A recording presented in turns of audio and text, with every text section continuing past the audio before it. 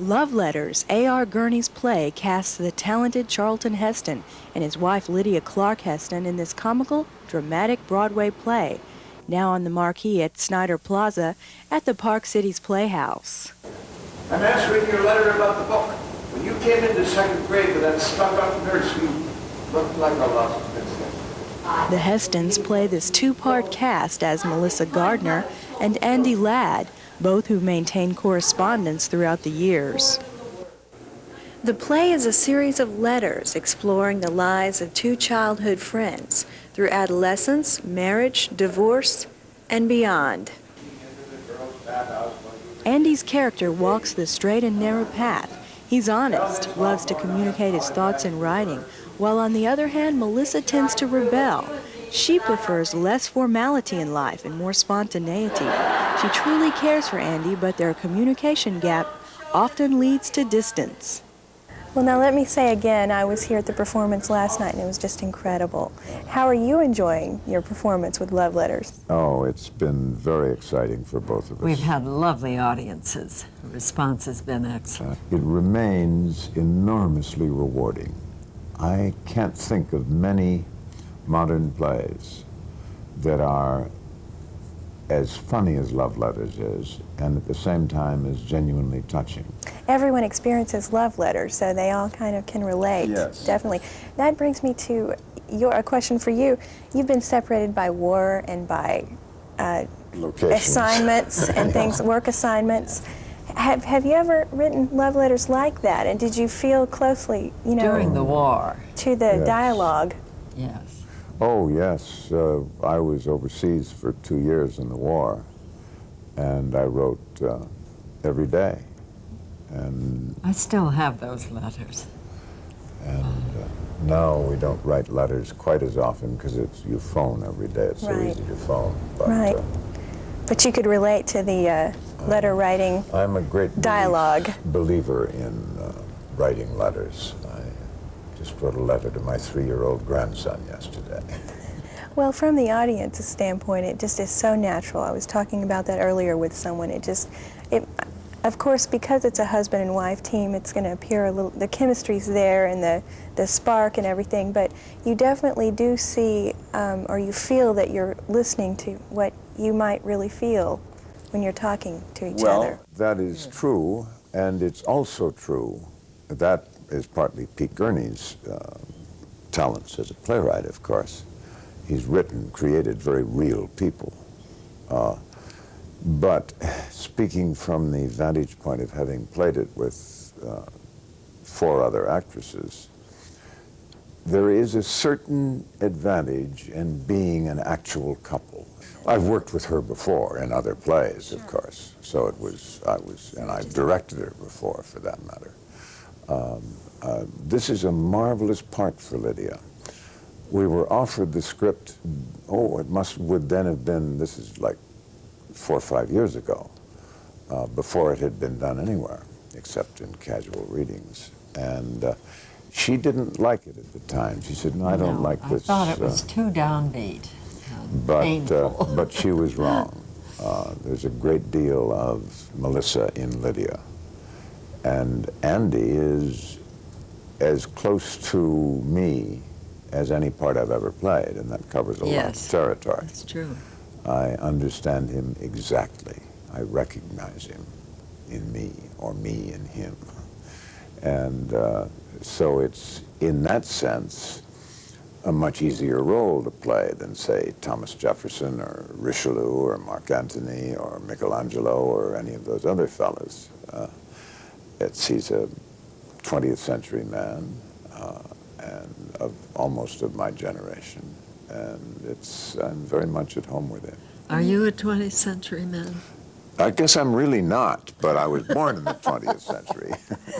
That's always been my fate. I very seldom get to play a part where I wear pants. It's usually togas or chainmail or the prophet's robes. I found it interesting to read that you haven't completed the ultimate role, or you say that you have completed some wonderful ones, but you haven't completed the ideal one, and I wondered what role... I haven't achieved the ideal performance. You can say that Andy is an ideal role for me, but and thus an easier role, but acting like painting or composing symphonies or designing buildings is an imperfectible art. That's one of the reasons it can preoccupy you for a lifetime. How are you feeling about your performance? Oh, I like it a lot. Not necessarily the performance itself, but the part. Melissa makes some choices that I certainly would not make. I don't feel identical with her the way Chuck does for Andy. But you understand her. yes, I think I do, and especially as I've performed it in various places and had some feedback from the audience. I think I do understand it. There is some of Melissa in you, I think. Well, She is, as Melissa is, Lydia has her headstrong moments, and she sometimes acts on or responds to a situation on impulse, as Melissa does. Perhaps not quite so disastrously. Now tell me about your autobiography you were talking about earlier and what you plan to talk about in it. My life. I have come now to put more personal observations of events in my life, if only to record them. But an autobiography is another thing. some of it was quite painful for him in his childhood, and I think it was good for him to go through it. Now, I heard a little bird tell me that you may be visiting the Cowboys this afternoon. We've been invited to A Dallas tradition. Are you excited about that? Yes. Yes. Yes, that should be wonderful. I'm delighted that we were asked. We've seen a lot of football on television, but Of course, I can't played a remember pro when we... quarterback in number one. Right. Sure. Indeed, I was on the Saints, and we played Dallas in that. As you can see, the Hestons' relationship is as warm and sincere offstage as on stage. But don't take our word for it. We asked the theater crowd for their critique of the Hestons' roles in Love Letters. I think Charlton Heston is just fabulous. It's a real thrill to see him in person. I came expecting to be impressed by him, and I'm enjoying her a lot more.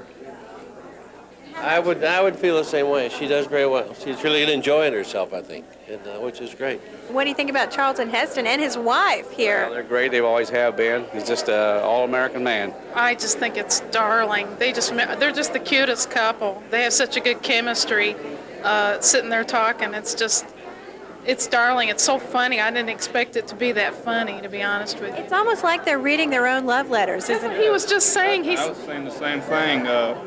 I know it's a play, but they kind of make it sound like it came from both of them. Love Letters will play through August 28th at the Park Cities Playhouse in Dallas. For ticket information, call 691-7469. Having performed this up to this point, do you have any ways that you might see you'd like to edit it, to change something about either character or the outcome? Now, when you say edit, you mean the dialogue or the progression? Well, either way. Well, editing of the dialogue, redacting is a more comfortable word, is something you do with almost every part, at least I do. And Pete Gurney is familiar with some of the changes I've made, which are minor cuts, usually, things you say you don't need to say that. That's, again, true of almost every script. But, no, I think what happens in the play is what makes the play good. Some of the choices are hard to make work as an actor. I have some suggestions about parts I would like to change. I would like, when he arrives in Naples on the ship, I would like her to be on the pier waving him in, and they'd get married and live happily ever after. Then there's almost no second act. No second act. No. Although the play may not go exactly the way Lydia would have envisioned it, her life with her strong leading man has played out perfectly. For About Town, I'm Claire Myers.